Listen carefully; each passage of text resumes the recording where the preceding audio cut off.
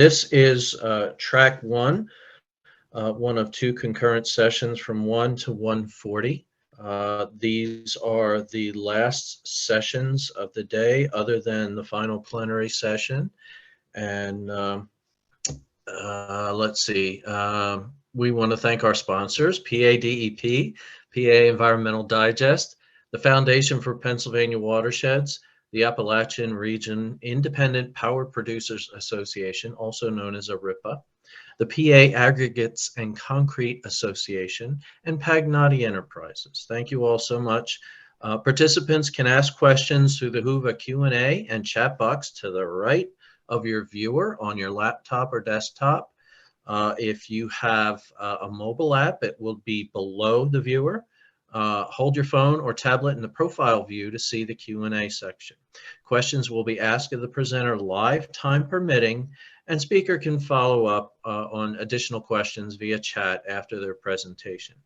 All these presentations are being recorded, so if you miss part of it or any of these, you'll be able to get back into the Whova conference app and access them after the conference is over, which is a wonderful thing. Please don't use the Zoom player chat thing that you'll see in the chat box in the player. Use the Whova Q&A and chat on the right. Session will be about 40 minutes long, and right now I am going to introduce our speaker, Kelly Williams. Kelly has been the Clearfield County Conservation District's watershed specialist since 2009, where she works on AMD projects and other watershed restoration efforts. She is currently a board member of the Allegheny Mountain chapter of Trout Unlimited, the treasurer of the Headwaters RC&D Council, and the PA Council of Trout Unlimited, Northwest Regional Vice President, and co-chair of the Women Diversity and Inclusion Initiative.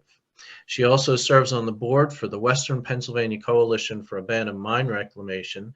Kelly holds a BS and an AS from Penn State. And today, Kelly was going to take us on a virtual tour of the Deer Creek watershed and show us the passive treatment systems. So Kelly, it's all yours. And when your time is getting low, I'll be popping back up. All right, sounds great. Thanks, Andy. So welcome to my presentation about the restoration of the Deer Creek watershed.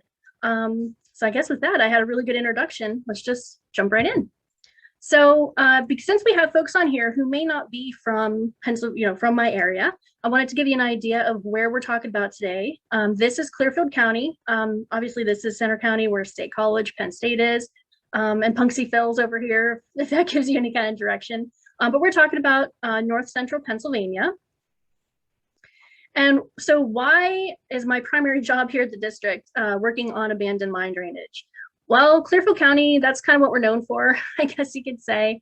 Of all of the maybe dozen or so counties that contribute water to the West Branch Susquehanna River, Clearfield County is responsible for 51% of the AMD pollution that flows to the river.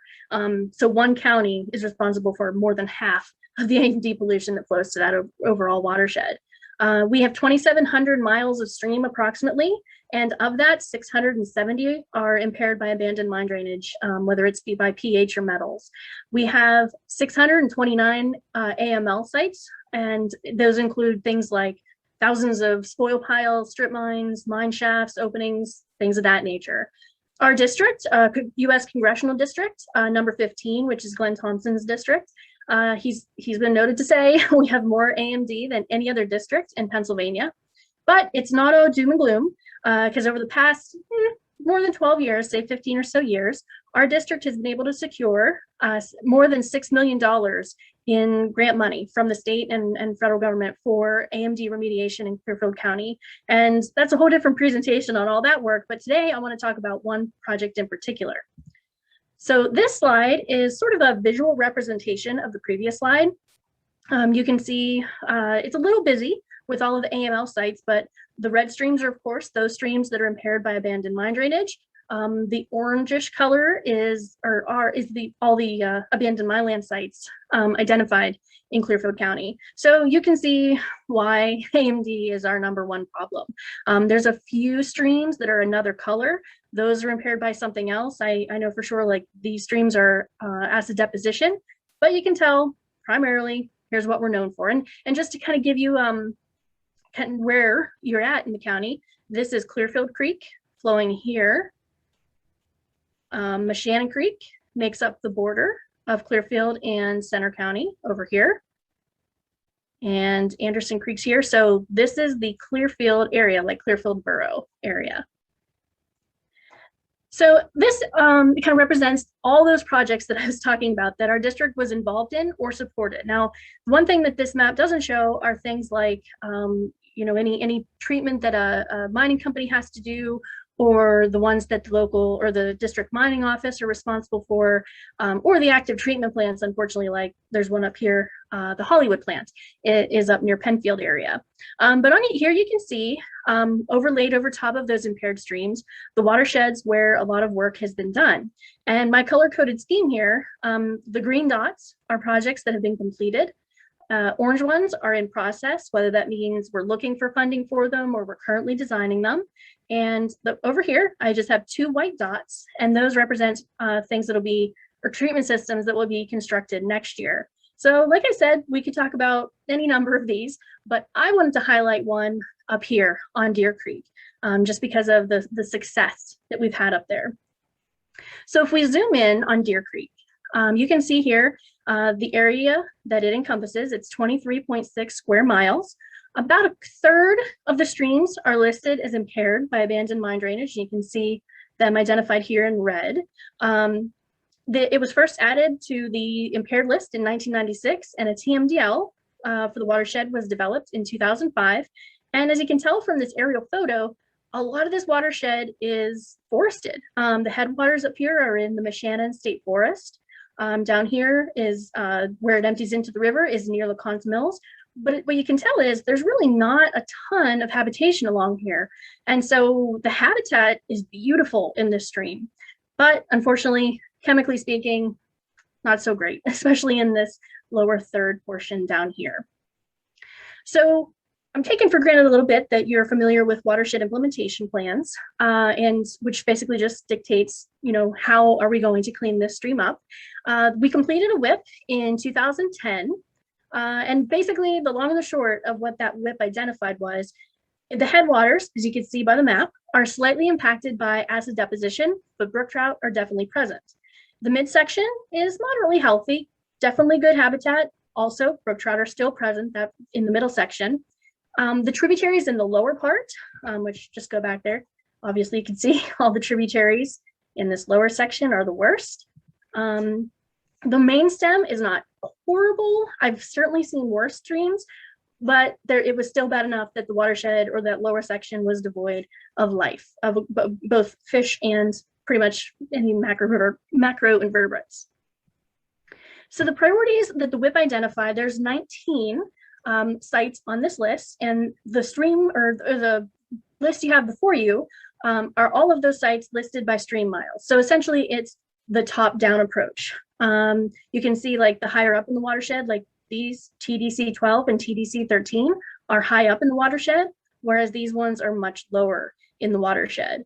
This is one way of prioritizing the sites because, you know, I mean, in theory, if you start treating everyone on your way down, eventually by the end of things, you will have treated everything in the watershed and have a restored watershed.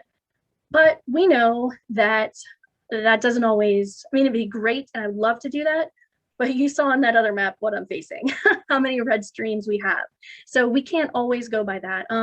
So instead, we took a look at, okay, what is the worst first here? What is the worst discharge? Let's take that out, treat it, and then see where the watershed is. And maybe we might only need to put a couple treatment systems in this entire watershed to get the same result. So the one of note here is this TDC 4.1. That is a combination of several discharges. You can see down here on the bottom, it says TDC 4.3, 4.2, and 4.1D. So it's a combination of several discharges. We decided that that was based on, you know, site and well, all kinds of stuff that I don't think I'll get to here in a second. That's where we decided to do our treatment. And just to give you a quick idea of like where all these points were, they were scattered completely all through the watershed. But the area that we're focusing on is this little bump out here, these 3 discharges here. So knowing that and having the water quality data from the WIP, and we wanted to take into consideration kind of everything we knew about the watershed. So it might be a little bit hard to see here, but these blue lines are represent streams that contain naturally reproducing brook trout.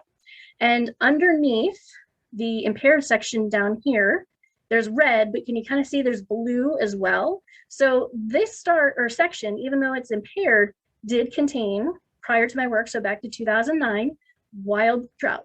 So that's something. Okay, so there's something good enough, like the water quality is good enough that they can survive here.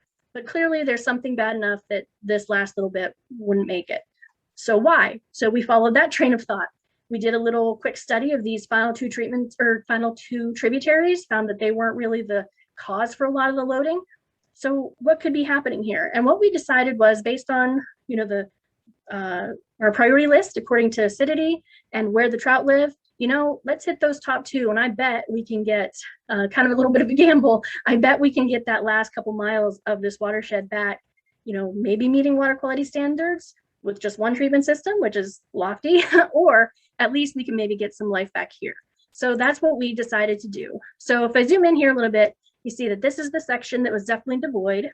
This had moderate life, and it really isn't until you start getting up here, like upstream of some of these worst tributaries, where we really started seeing good brook trout populations.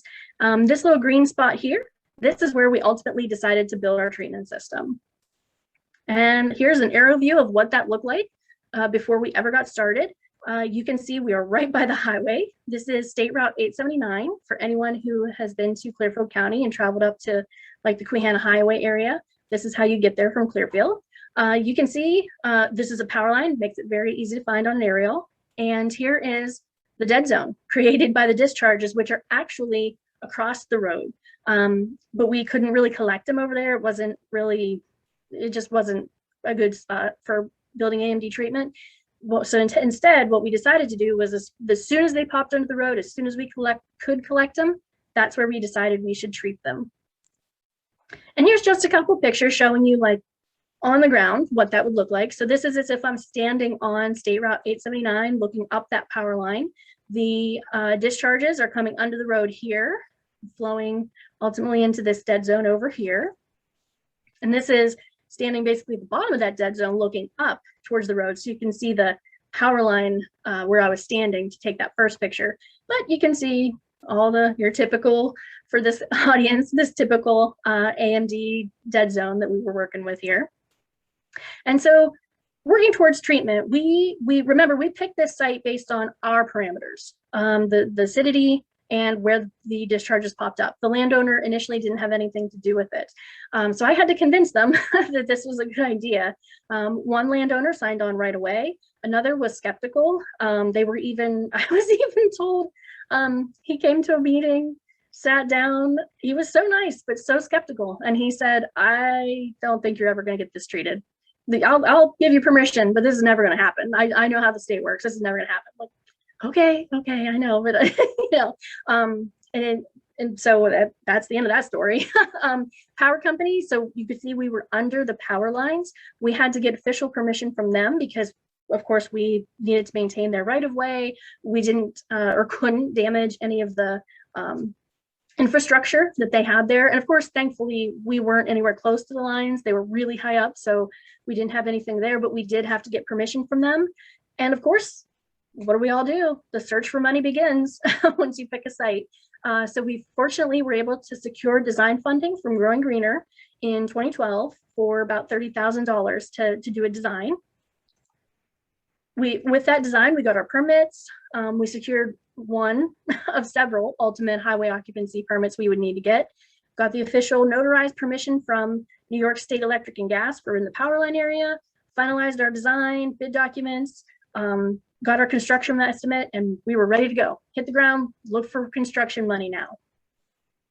And so this is the final design that we came up with, and it's working with basically the best that we could do on this site. So again, 879, the power line, water comes, or the discharges come under the road.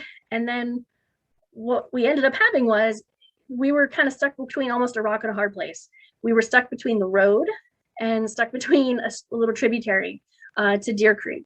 In the video later, you'll hear this called Stony Run. So just for reference for later on, this is the stream we're talking about. So we had very little space. And if you went further downstream, there was even less space. So that's why this spot in particular was chosen. And the design involves first collection, and then one vertical flow pond with a settling pond. And then concurrently, or in line, there's another vertical flow pond followed by a final settling pond. And then last year, there was this little discharge that we couldn't, because of elevation, we couldn't get it in either of our treatment cells, but we didn't want to just let it plop in the stream right below where we treated, because, I mean, what's the point of that? We did all this work and then put a discharge that, you know, that's untreated right there. So there's a small series of step pools that just have some limestone and stuff built in them here. But this is the design that we went with. And I'm sure everyone on this is familiar, or most everyone here is familiar with the attempts to get funding to build stuff. It's not always a slam dunk. So it took 2 rounds to get the money. I never lost hope, because I'm just crazy optimistic that way with grant funding. That's what I do. It's what I've done at the district for almost over 12 years now. But the watershed group certainly was concerned. But thankfully, in 2016, we were able to get $883,174 from the Section 319 program. So celebration began, but we weren't quite done yet. But that was the first step, first thing to be happy about. And so system construction began with clearing and grubbing the site, and it drew a lot of attention. It's, like I said, it's right on 879. So we had people calling the township. We're like, what's going on there? And we heard everything from a Dollar General to a gas station to a gas well pad to all manner of things. No one ever guessed AMD treatment was going to take place here. So I said we drew a lot of attention. We got attention of another kind here as well. So as we were clearing and grubbing the site and starting to dig, I got a frenzied call from one of the local municipal authority representatives. And they're like, oh no, we have a water line in there. And we had done the PA1 calls and everything. And we didn't, you know, everything had been identified. We knew where stuff was, except for apparently this water line. And I showed up on site to one of the municipal authority folks out there with divining rods, trying to find their water line. And we're like, don't worry, we don't want to hit it either. So part of our project that we didn't anticipate being part of it at first was the installation of this, or moving, I guess I should say, of this water line, existing water line. So we tapped in at one end of our project and tapped in at another. We never did find it in our construction area, which is good. That's fine. I'm glad. And it all worked out the way it should. But that was one unforeseen thing that we had to deal with. So construction, of course, began. And the first thing we did was build an overflow channel that stayed in place because we're dealing near the road. There's a lot of stormwater. You'll hear me say in the video, explain it a little bit more. But we started with this overflow channel that allowed us to keep we put all the water there to begin with so that we could be building in the dry. And we just, you know, started building ponds. Once we had our that first little big bypass channel in, we started building ponds. And you can kind of get a feel for, in this picture, what we were dealing with and where we were. This is at the very bottom of the treatment site. So what you see in front of you is the final settling pond. And it's kind of giving you an idea of scale and also how close we were, really close to the road. So you can see why everybody who drove by knew what we were, or didn't know what we were up to, but we knew we were up to something. And because we were stuck between the stream and the road, you can see how big or how deep we had to make these ponds, you know, with that loader in the background, with the guy sitting there. I mean, imagine that sitting in the ponds, you can tell how deep these had to be. And because of the material that we were dealing with, what we were building in, we had to line every single one of these ponds. So typically, at least in my situation, most situations, you definitely line the treatment ponds, but we also lined the settling ponds because we didn't want any water to leak out and potentially, you know, get out of the treatment train or, you know, destabilize the berm. So we had to line every single, well, I say every single, we had to line all 4 ponds. And just kind of going through construction, a few shots so you can see what construction was like. Once the ponds were in and the liners in, we started filling them with limestone. And yeah, just another shot, seeing with limestone. So that is a treatment pond in the background and settling. And then one you can't see beside me is the final settling. And they leveled off the E.M. Brown built this, and they leveled off the limestone before compost came in, because they didn't want it to be like all, you know, humped up. They wanted it even. And just a couple nice shots to give you an idea of what was going on during construction. And once the ponds were filled, now unfortunately, when they filled it with the compost, they filled it fast. I didn't get to see that part. They filled it fast and put water to it immediately. But you can see how the ponds ultimately took shape and what we were dealing with. And here in the foreground, I just wanted to point out that we had a bigger budget to begin with, because we felt, or at least in our discussions, that we were going to have to put a berm here, or a guardrail, because of how close we were to the road. But ultimately, PennDOT decided, no, that wouldn't be a good idea here. And we ended up putting this berm here, which looks rough right now. It is this picture, but it grew up and it's sturdier looking and vegetated now. And I won't spend a lot of time on this because you'll get to see this in the video, but this is construction completed and grass is growing from just a few years ago. And what we're really here to talk about are the results, like what came of this treatment system. So you can see here, I don't have to read it necessarily for you because I want to stay on time, but the inflows, probably pretty similar to some sites that everyone's worked on. Low pH, high acidity, got iron, aluminum, and some manganese, and no excess alkalinity. So after it gets treated, that changes. So we get up to, our final outfall is consistently around 6, typically over 6, or I'm sorry, near 7.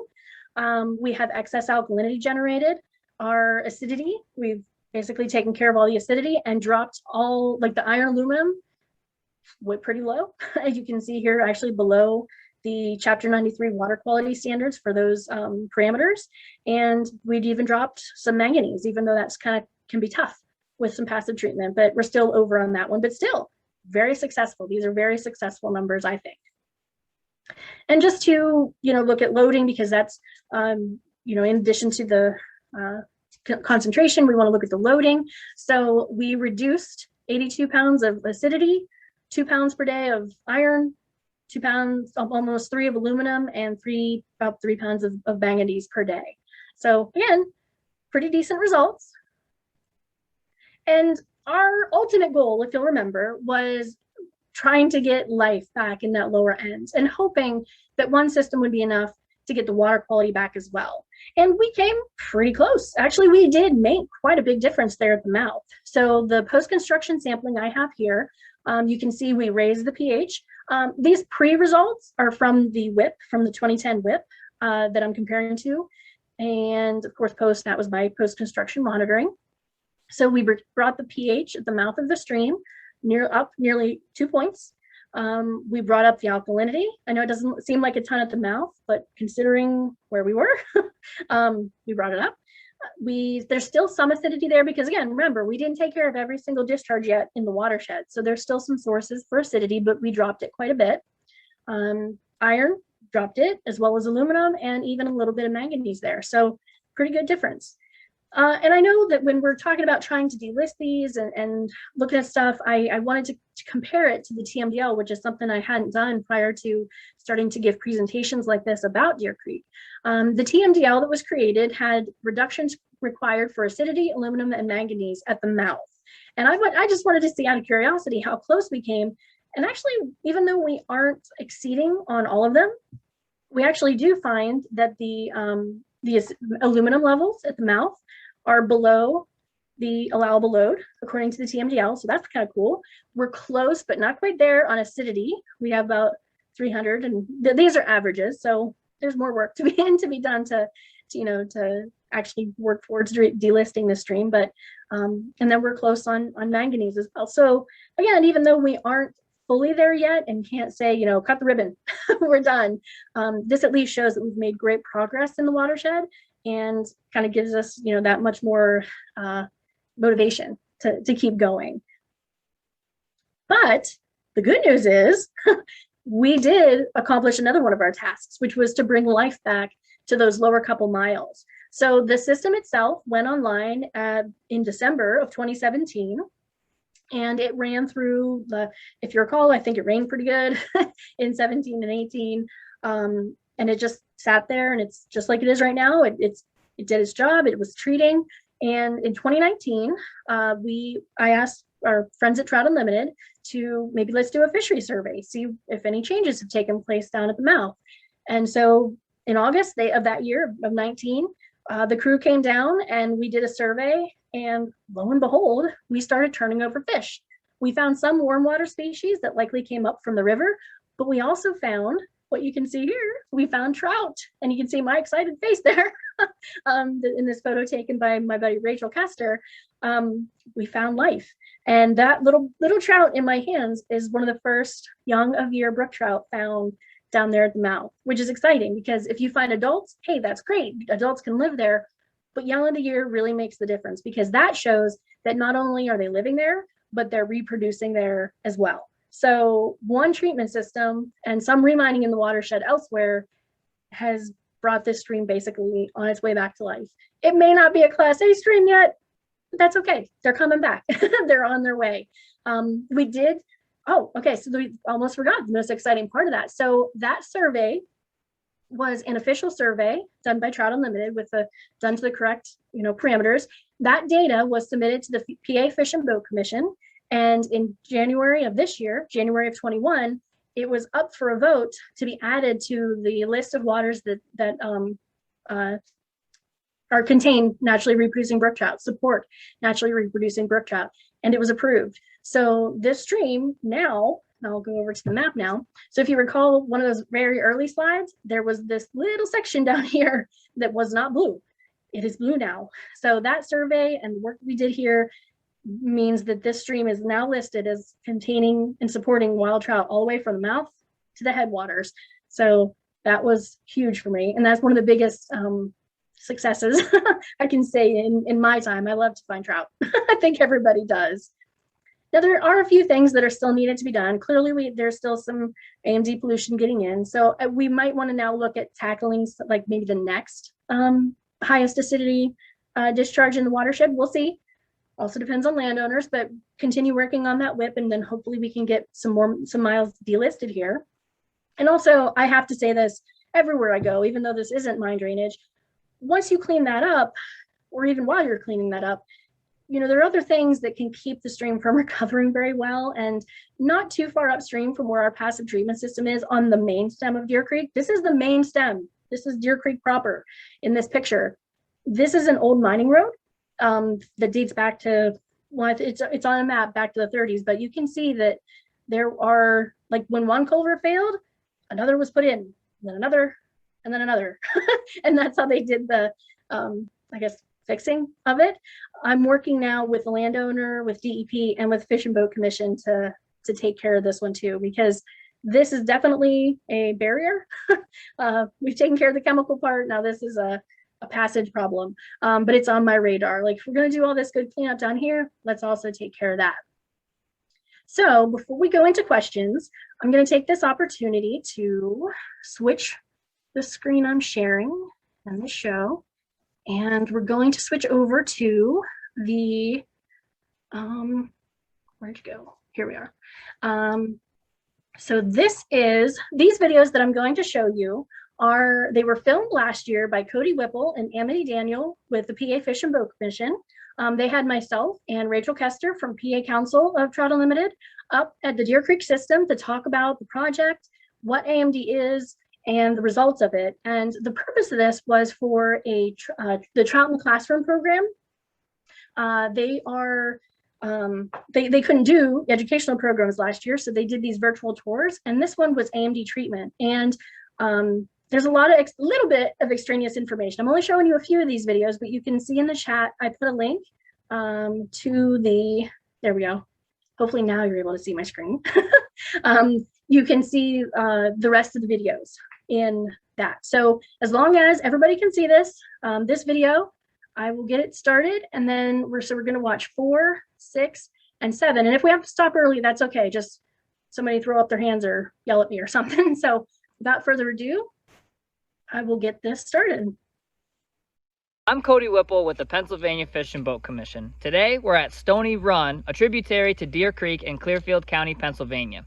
We're currently joined by a very special guest, Kelly Williams. Kelly is a watershed specialist with the Clearfield County Conservation District, and in this video, she's going to take you on a tour of a project that they did to help mitigate the effects of abandoned mine drainage to Stony Run and ultimately to Deer Creek. Okay, so the first step in treating abandoned mine drainage is actually collecting the abandoned mine drainage. So this pond behind me, and actually the pipe that's coming under the road, you can see, across the road are a bunch of abandoned mine drainage seeps, and we couldn't collect each of those seeps, so what we had to do was wait until they all came together, flowed underneath this road, and came to what you see here. So it collects here, and the pipe that you see eventually goes underground and goes into our treatment system. But because this can have, it is open to the sky, and of course we get a lot of rain, we can sometimes have a lot of water coming under that road. So this ditch here is lined with limestone, and if we have a really rainy year and a lot of water that maybe the system can't handle, can't all get into the treatment system, it can go through this ditch so that it can safely get down to Stony Run and also pick up a little bit of treatment along the way. So now we'll go down into the treatment system and take a look at where the water actually gets treated.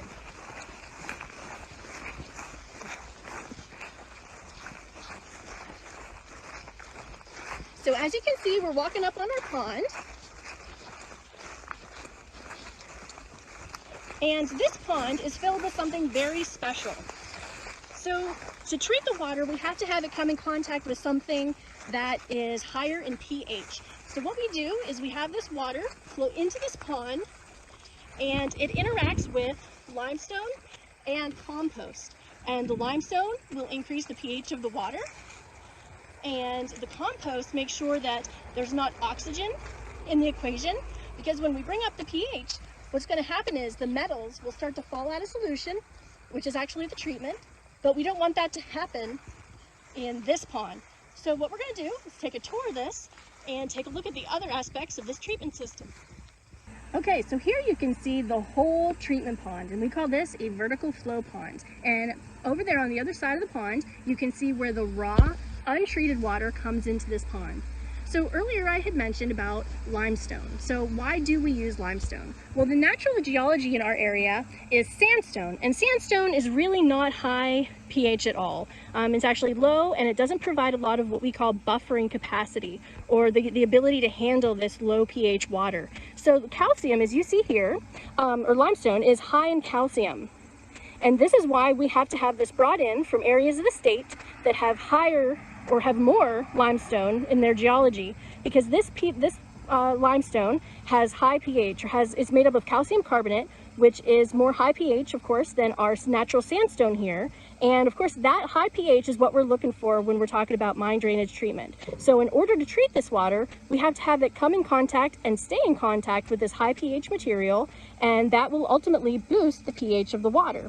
So it sits in this pond for at least a day, and when I say day, I'm saying about 24 to 48 hours. And when it to further go into treatment, it leaves this pond via this valve right here, and you can hear the water flowing.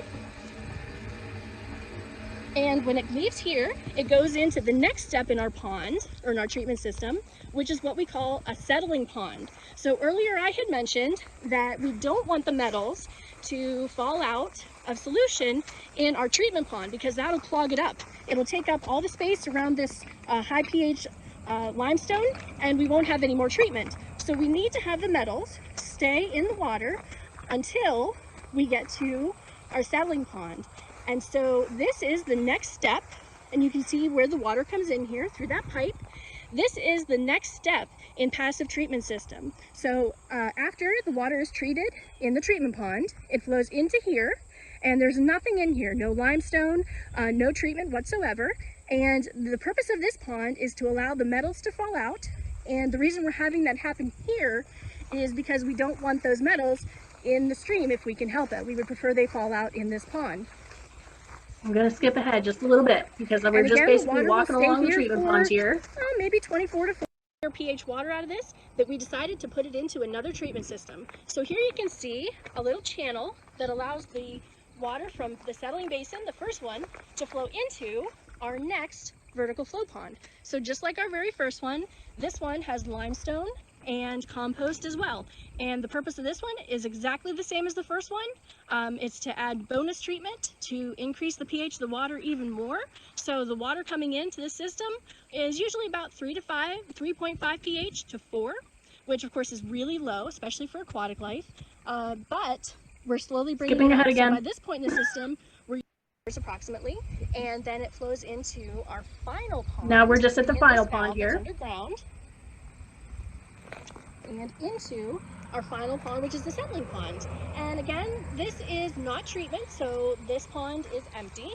The whole purpose for it is so that the water that comes in here will stay here for 24 to 48 hours, and the metals that are in it, if there are any remaining, will fall out here. And so the water that came into our system at the very beginning was pH somewhere around 3.5 to 4, but by now in this treatment system, where it falls out here at our final outfall back into Stony Run, the pH is all the way up close to 7. And so as you might recall, low pH is not good. It's too acidic for life. But Now what I'm going to do, I'm just going to skip to one quick video just because it takes you close to the water. I know we're getting close, but we'll again skip ahead because Cody introduced us. I'm Cody Whipple, 1 minute Conservation District. 1 minute. So here's what we'll do. We're just going to get close to the stream so you can see what the stream looks like now. And we'll just show a little bit of that, and then we'll stop for questions. To understand why we're worried about abandoned mine drainage here. Oh, there were trucks, or not trucks, motorcycles. Compared to some of the other videos that we've done on abandoned mine drainage.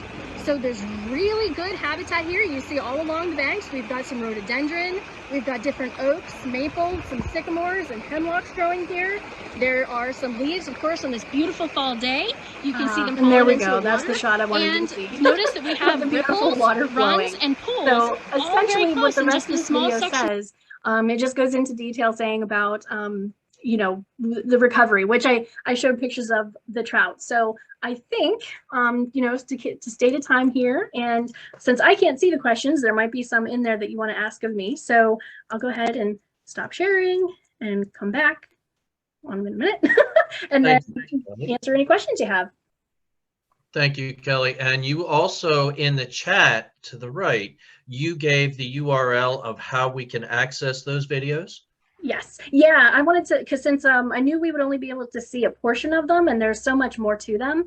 If you want to see the whole playlist, there's like 9 or 10 videos. You can check them out. And then there's also, if you ever need any educational resources, the PA Fish and Boat Commission did a lot of these on different topics. So you can go there and, you know, if you're looking for a topic, you might have a pre-made video that you can use. Wonderful. Thank you. Here's some questions. Where does most of your funding come from for AMD projects in your county? Okay, primarily we get Growing Greener and 319 funding. Of late, it's been primarily 319. They've been the most consistent. Growing Greener has funded stuff. I've actually have a project that was $900,000 that I got last year, which is cool. But primarily 319 followed by Growing Greener. And for the people that are not from Pennsylvania, Growing Greener is a state-funded project. And also, you may or may not know, Section 319 of the Clean Water Act provides funding to the states to address non-point source pollution. So those are the two major sources of funding that you use. Okay. Has the proximity to the road created any problems for the project once it was finished? Yes, it did. So I did mention that the berm was what PennDOT wanted us to put in. There was one instance where someone, and I don't even know what the circumstances were of them traveling, but they were traveling, let's say, at a high rate of speed and somehow launched their little car up over that berm, which is like, you know, not as tall as me, but pretty high to launch your car over, did end up flipping in and ending up in one of the treatment ponds. So I did get a call from DEP, from the cops. Nothing ever really came of it. So I don't know like what they dealt with her. Nothing came of it for me. I did talk to PennDOT. I'm like, hey, my funding's done. Remember we had this conversation. I can't build a guardrail now. So, but they had all the documentation of where they said that. So we did unfortunately have one, and that was my concern all along was, you know, here we are, and that's why we presented it the way we did to PennDOT. So yeah, unfortunately 879 people do travel pretty fast, but other than that, which is a pretty big that, other than that, it really hasn't. It makes it hard to film there sometimes, like when you do stuff like this. But and there's a little bit of traffic in the power line, but I think that was always there from hunters and stuff. But thankfully, nobody else, like nothing else on the system has been messed with. I've seen projects where they were in proximity to the road and people were doing things and leaving trash there, etc. So that was another reason I asked that question. Yeah, thankfully none of that. Okay. Okay, good. Next question is, what is the projected lifespan of the system? Well, we typically design them to be at least 20 years, but I have started getting this habit of at 10, starting to take a closer look at them to see if, you know, are the settling basins still pretty empty? Like, do we need to empty them? Do we need to stir the treatment media? Things like that. So at least 20 years if nothing gets touched. But with continued maintenance, we'll probably check again on this at the 10-year mark, just to make sure it stays good. And speaking of maintenance, here's another question. Do you have funds to pay for operation and maintenance of your AML passive treatment systems? Unfortunately, no in-house funding. These grants, when you get them, they are only for so many years, and then that's it. So to do maintenance of them, we would have to go back and get more money to do said maintenance. If there was an emergency, there's the whip camera emergency response or quick response funding. Like if, you know, something breaks and it's drastic. But yeah, I wish I had a trust fund, and it's always on the back of my head how to get one for the district. I just haven't gotten there yet, but I'd love to. One final question now is it a widespread belief among political leaders that AMD pollution of streams is a perpetual problem requiring long-term funding? Ooh, I would like to think so, but I kind of question that sometimes in my discussions with them, because it seems like when you're face to face with them, you get a good response and have a good conversation, but then they like vote against you in when they're in session. So no, maybe they maybe they kind of recognize it, but I don't know that they realize the investment that it needs to be made and why it's important to maintain a good investment in said treatment to keep it going. So it could be an uphill battle trying to get money. You know, that's one of the things they look at. Well, Kelly, I hate to break this up, but your session's over. Thank you so much. It was a wonderful trip to the Deer Creek Passive Treatment System. And everyone, please, when you leave here, make sure you rate the presentation. It'll help us for next year. And the final plenary is now getting underway. So leave here, go to the final plenary for the farewell. Thank you.